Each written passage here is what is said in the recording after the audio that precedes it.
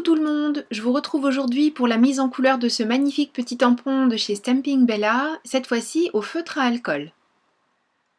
Alors qui dit feutre à alcool dit papier Nina Solar White et également encre Memento pour le tamponnage du petit pingouin. Je vous laisse à vitesse réelle toute la mise en couleur du bonnet et de l'écharpe avec mes feutres à alcool Spectrum Noir dans les gammes de bleu. L'intervention du chat. Pour essayer de faire en sorte que vous puissiez voir un petit peu la manière dont je m'y prends. Je ne pourrais pas laisser toute la vidéo à cette vitesse puisque sinon ça ferait des choses beaucoup trop longues, mais j'espère au moins que cette partie de mise en couleur de l'écharpe vous aidera à voir un petit peu comment je me débrouille avec les feutres à alcool. Je commence pour ma part toujours par les couleurs claires et puis après je vais au plus foncé et je reviens dans l'ordre inverse pour fondre toutes mes couleurs ensemble.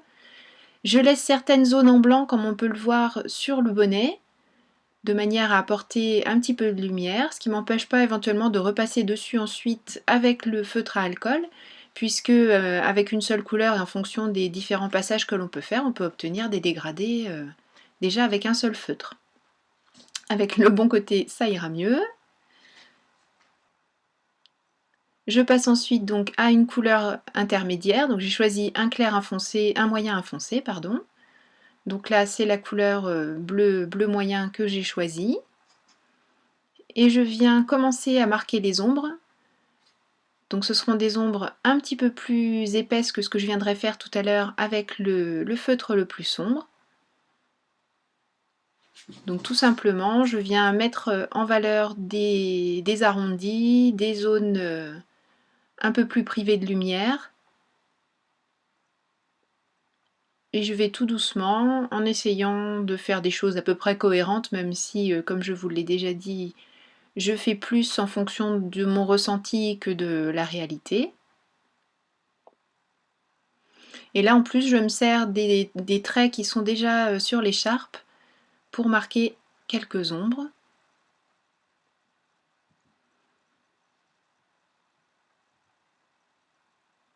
Donc vous voyez, je vais relativement doucement pour essayer déjà de ne pas déborder, d'autant que le chat souhaitait m'aider, donc quelquefois il y a eu des petits coups de patte qui m'ont fait faire des traits un peu plus loin que ce que j'aurais voulu.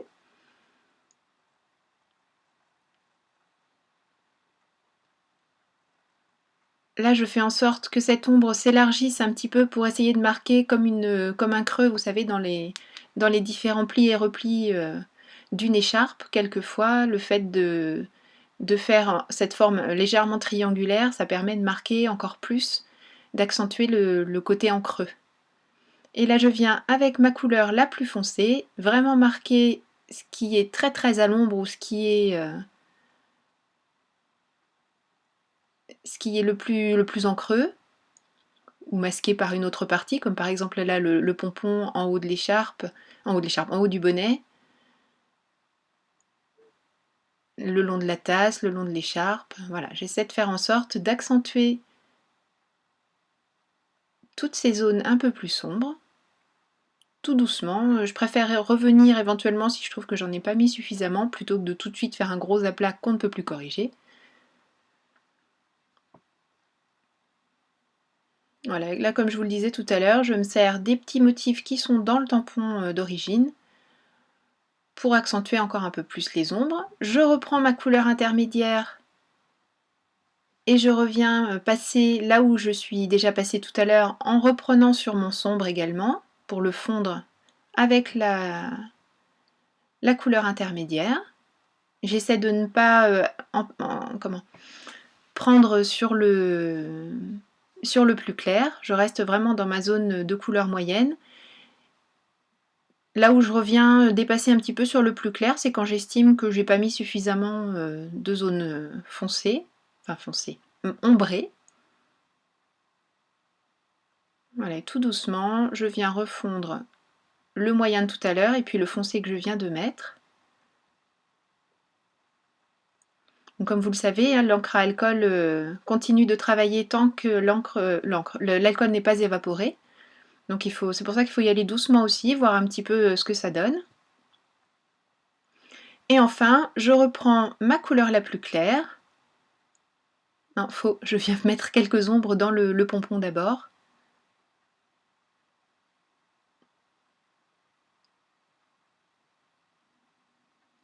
Et ensuite, je reprends la couleur la plus claire.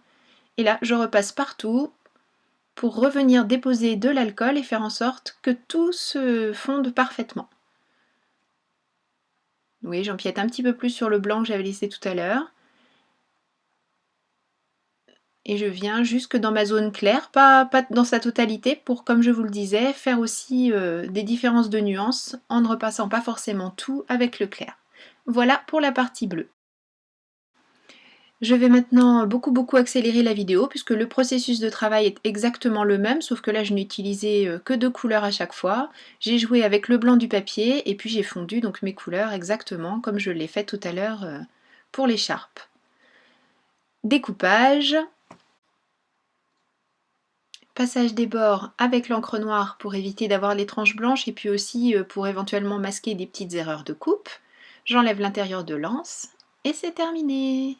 On passe maintenant à la mise en place de ce petit pingouin sur le fond de carte que j'ai choisi de réaliser. Donc je vais lui faire une ambiance glaciaire bien sûr et je vais utiliser ces 3 magnifiques papiers que vous retrouvez dans la boutique.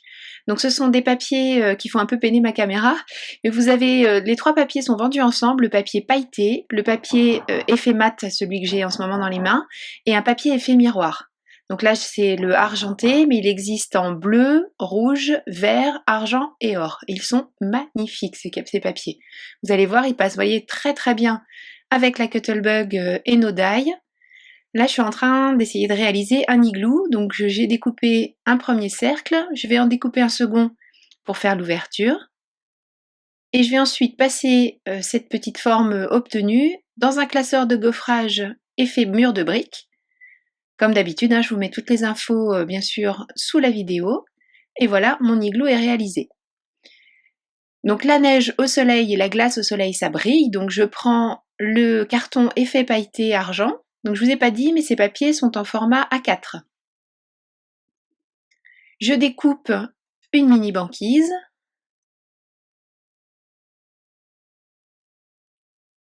En essayant de donner une forme un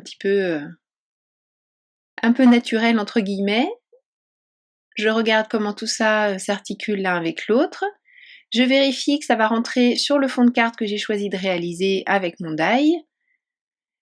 Je découpe donc dans ce die, une fois que je suis sûre que ce soit bien la bonne taille, un fond de carte que je mets en couleur avec des distress. Donc là, à la caméra, ça se voit assez peu parce que j'utilise la Tumble Glass. Et pour le dessous, là où en fait ce sera l'effet banquise, je vais utiliser une autre tonalité de bleu, la Salty Ocean. Et je passe bien sûr toujours ça avec ma petite mousse ronde en faisant des mouvements circulaires.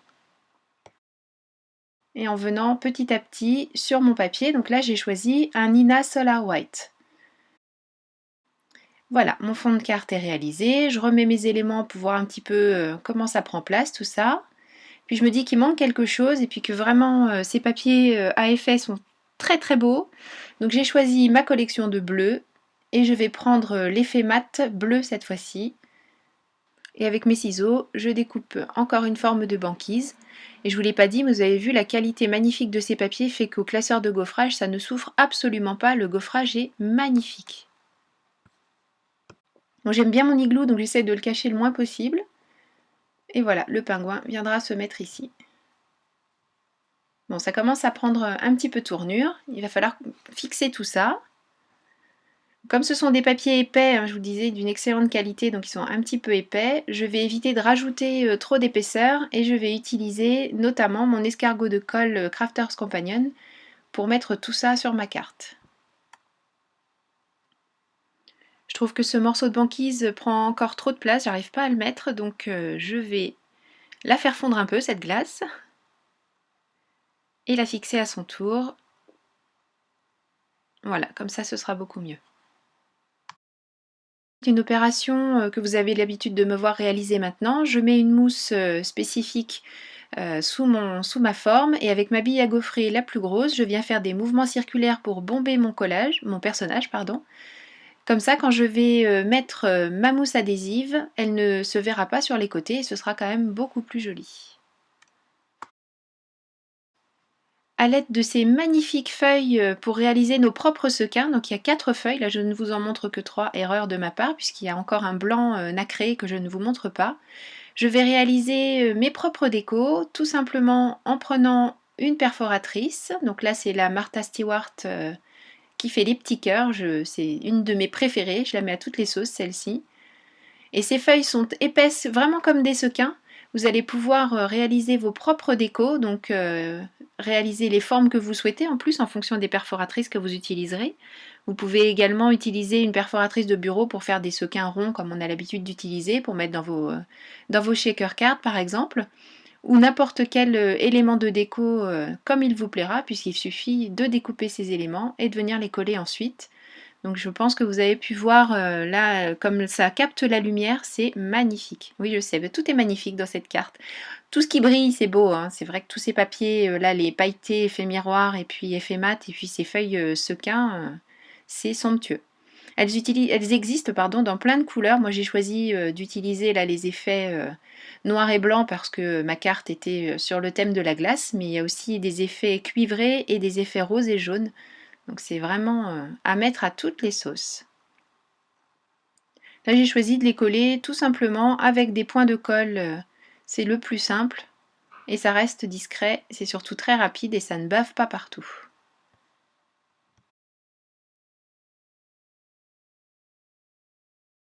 Bon, c'est quasiment terminé. Pour profiter encore de ce joli effet, je vais réaliser une découpe avec le même die que celui qui m'a servi pour faire mon fond de carte. Et je viendrai insérer ce fond de carte pingouin dans ma découpe réalisée avec le die. Donc une fois ma découpe faite, je peux récupérer bien sûr tout ce qui est au centre puisque ça pourra me servir pour une prochaine carte. Et je ne vais utiliser que le cadre. Donc pour l'instant c'est pas très joli, on ne se rend pas bien compte de ce que ça peut donner. Mais je trouve que ça fait vraiment une finition superbe pour la carte puisque ça vient rappeler l'igloo et ça vient vraiment bien finir cette carte que j'aime beaucoup. Voilà, une fois découpé, ça vient s'insérer parfaitement. Je colle tout ça sur une base de carte en Nina Solar White blanc tout simplement. Et je fais mes découpes autour comme vous avez l'habitude de me voir faire maintenant après avoir collé tout ça.